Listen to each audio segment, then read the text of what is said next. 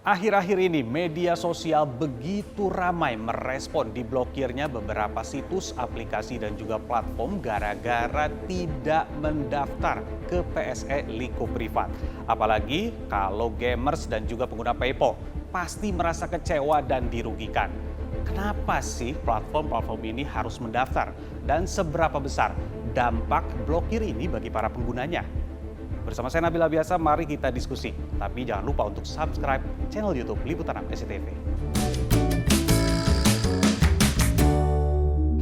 Twitter menjadi salah satu media sosial yang begitu ramai membahas soal blokir yang dilakukan oleh Kominfo. Bahkan hashtag blokir Kominfo ini menjadi trending topik dalam beberapa hari terakhir. Netizen Twitter mengungkapkan rasa kekecewaannya dengan berbagai macam cara. Tadi kan di media sosial, sekarang kita dengar langsung seberapa rugi sih mereka dengan adanya blokir ini. Dan dengan diblokirnya saat-saat ini tidak hanya mempengaruhi jangka pendek saja, tapi dalam jangka panjang. Contohnya, bagaimanakah nanti kita menerima pembayaran-pembayaran dari kontrak-kontrak yang sebelumnya sudah kami terima dari tahun lalu, bulan lalu. Karena sekarang baru diimplementasikan, tiba-tiba nanti kontraknya bagaimana, gitu kan? Kemudian bagaimana kabar perusahaan-perusahaan game indie, contohnya yang sekarang proyeknya masih berlangsung.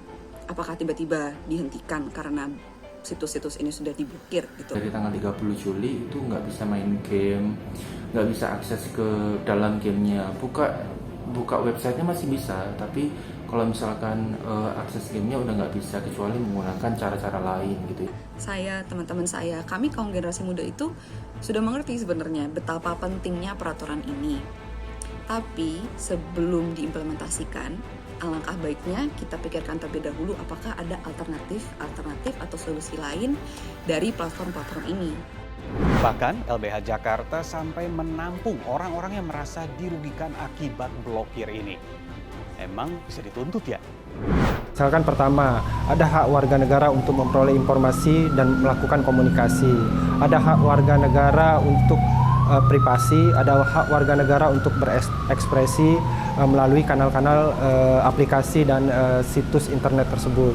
Kemudian dampaknya juga berhubungan dengan dampak lainnya, misalkan kemudian dampak ekonomi. Jika kita lihat kemudian peraturan Menteri Komunikasi dan Informasi ini tidak cukup kuat untuk melakukan pembatasan hak asasi manusia. Karena pertama, pembatasan hak asasi manusia itu harus melalui hukum. Hukum yang dimaksud dalam prinsip pembatasan hak asasi manusia adalah undang-undang, sedangkan ini PP. Kemudian kalau pemerintah beralasan sudah ada undang-undangnya melalui undang-undang ITE. Yang jadi permasalahan adalah pembatasan melalui undang-undang ITE tersebut adalah untuk konten yang dilarang atau melanggar hukum. Nah, ini kan proses administrasi, jadi tidak tepat kemudian dikatakan sudah ada dasar hukumnya melalui Undang-Undang ITE. Jadi sejauh ini ada beberapa platform populer yang sudah diblokir, diantaranya PayPal. Dan yang paling banyak adalah platform game, kayak Steam, Epic Games, Dota, Counter-Strike, hingga Origin. Lalu kenapa platform yang ada indikasi perjudian justru tidak diblokir? Kalau tadi saya juga sudah dapat laporan, itu kan ada yang namanya domino QQ, itu permainan. Kami sudah itu ada itu permainan, jadi permainan bukan judi, itu permainan. Silakan di-download, bisa baca.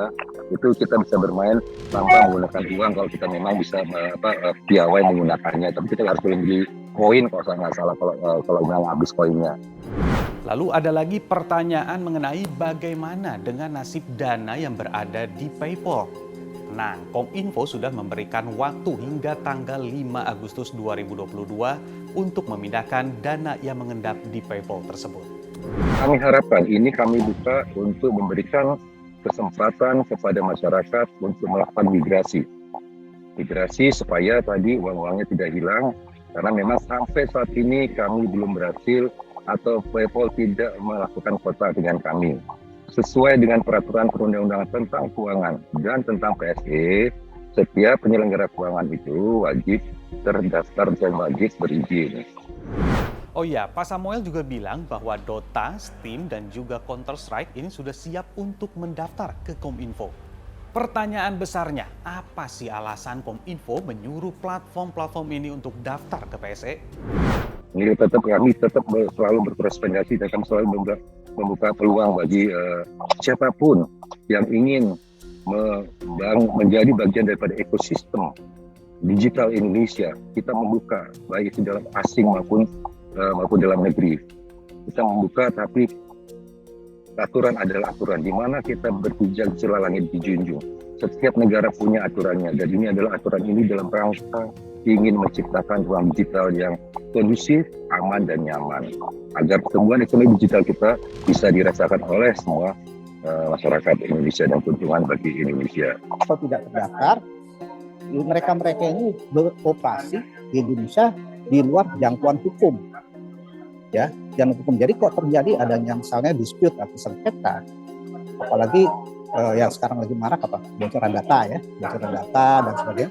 Sekarang masyarakat penggunanya mengadu kemana? Ini adalah salah satu bentuk peran serta pemerintah di dalam menumbuh kembangkan industri digital dan sekaligus juga melindungi kepentingan masyarakat terkait dengan penggunaan teknologi digital. Ya. Sudah jelaskan semuanya?